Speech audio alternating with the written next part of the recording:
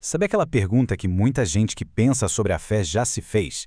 Se a salvação é um presente de Deus, de graça, qual é exatamente o nosso papel nisso tudo? Será que o nosso esforço vale alguma coisa? Pois é, hoje a gente vai mergulhar nesse tema, como a nossa resposta se encaixa nesse grande plano da graça de Deus. E aqui está o X da questão, né? Um dilema que, olha, já intrigou muita gente ao longo dos séculos. Por quê? Se a graça faz tudo, a gente só senta e espera. Ou, por outro lado, se a gente se esforça, será que a gente não corre o risco de achar que está merecendo a salvação? Entender isso é fundamental para uma vida de fé que faz sentido. E o interessante é que a Bíblia não tenta eliminar essa tensão. Pelo contrário, ela nos convida a viver dentro dela. A iniciativa é sempre de Deus, mas a nossa resposta é indispensável. Não é uma contradição, sabe? É mais como uma dança, onde a soberania de Deus e a nossa liberdade se encontram. Então, vamos começar a desvendar isso. Como é que alguma coisa pode ser, ao mesmo tempo, um presente totalmente gratuito e também uma tarefa que exige nosso empenho? Vamos ver o que a Bíblia diz. A primeira pista está aqui, no livro de Filipenses. A instrução é para desenvolver a salvação. Repare bem, não é conquistar ou merecer. A salvação já foi dada. A nossa tarefa é como a de um jardineiro, sabe? Ele não cria a semente, mas ele cuida da terra, rega, protege, para que a semente que já foi plantada possa crescer. E aí, logo no versículo seguinte, vem o outro lado da moeda. Até mesmo a nossa vontade de agir, a nossa capacidade de fazer alguma coisa, tudo isso vem de Deus. Então fica a pergunta: onde é que termina a ação de Deus e começa a nossa? Como é que essas duas coisas funcionam juntas? Bom, a resposta para essa aparente contradição está num princípio muito poderoso: a cooperação. A ideia de que Deus, na verdade, nos convida a trabalhar com Ele. A palavra-chave aqui é sinergia ou cooperação. Não se trata de acumular pontos com Deus de jeito nenhum. Pensa nisso mais como uma parceria. Deus nos dá a graça que nos capacita a agir e a gente responde com a nossa vontade, com a nossa obediência. Ele não força a barra, ele convida. Essa imagem aqui mostra bem as duas possibilidades. De um lado, a gente tem a graça que é recebida, que é cultivada e que gera vida, gera fruto. Do outro lado, a mesma graça é oferecida, mas é ignorada, negligenciada, e o resultado é bem diferente. A graça é sempre oferecida, mas é a nossa resposta que determina o que acontece depois.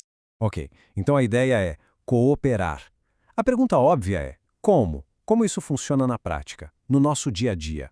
A tradição cristã, especialmente com John Wesley, desenvolveu essa ideia dos meios de graça. Pensa neles não como rituais mágicos, mas como canais práticos que Deus mesmo estabeleceu para nos fortalecer. Coisas como a oração, a leitura da Bíblia, a comunhão com outras pessoas e o serviço ao próximo. E essa frase do Wesley resume tudo. A ideia não é que Deus está limitado a isso, claro que não. Mas é reconhecer que, na sabedoria dele, ele nos deu ferramentas bem práticas e acessíveis para a gente se conectar com a sua graça. Agora a gente precisa falar de uma coisa muito importante, porque sempre que a gente fala de disciplina, de práticas espirituais, existe o risco de um grande mal-entendido, um perigo chamado legalismo. A diferença crucial está na motivação. O legalismo é tentar fazer uma troca com Deus, como se as nossas boas obras pudessem comprar o favor dele. Já a verdadeira disciplina espiritual é uma resposta de amor. É tipo arrumar a casa para receber uma visita muito querida. A gente não arruma para que a pessoa venha, mas porque a gente sabe que ela já está a caminho. Outro ponto que é fundamental, essa jornada de cooperar com a graça não foi feita para ser uma jornada solitária. Muito pelo contrário. Essa imagem do ferro afiando o ferro é simplesmente perfeita. É muito raro a gente crescer no isolamento. A gente precisa do incentivo dos outros quando está desanimado e também da correção com amor quando a gente se desvia. É essa interação, sabe? Esse atrito saudável que vai nos moldando. Ou seja, o tal amor santo, que é o alvo da vida cristã, não é um sentimento abstrato.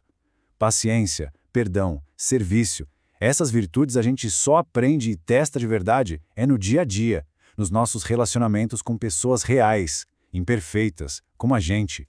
Mas, e quando a jornada não é uma linha reta de sucesso? O que acontece quando a gente falha?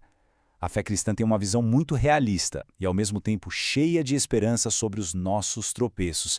O crescimento espiritual se parece muito mais com este ciclo. A gente enfrenta lutas, muitas vezes a gente cai, mas a queda nos leva ao arrependimento, que é simplesmente se voltar para Deus de novo. E o passo final é a graça de um recomeço. E esse ciclo não acontece só uma vez na vida, ele é contínuo. E essa talvez seja a mensagem central sobre perseverança. O foco não é na ausência de falhas, mas na persistência. É continuar se levantando e caminhando, sempre confiando na graça que nos sustenta. Para simplificar tudo, cooperar com a graça é basicamente dizer sim para Deus no meio da vida real. É o ato de orar mesmo quando não se tem vontade, de obedecer quando é difícil, e a decisão de se levantar mais uma vez depois de uma queda, confiando que é a força dele que nos move para frente.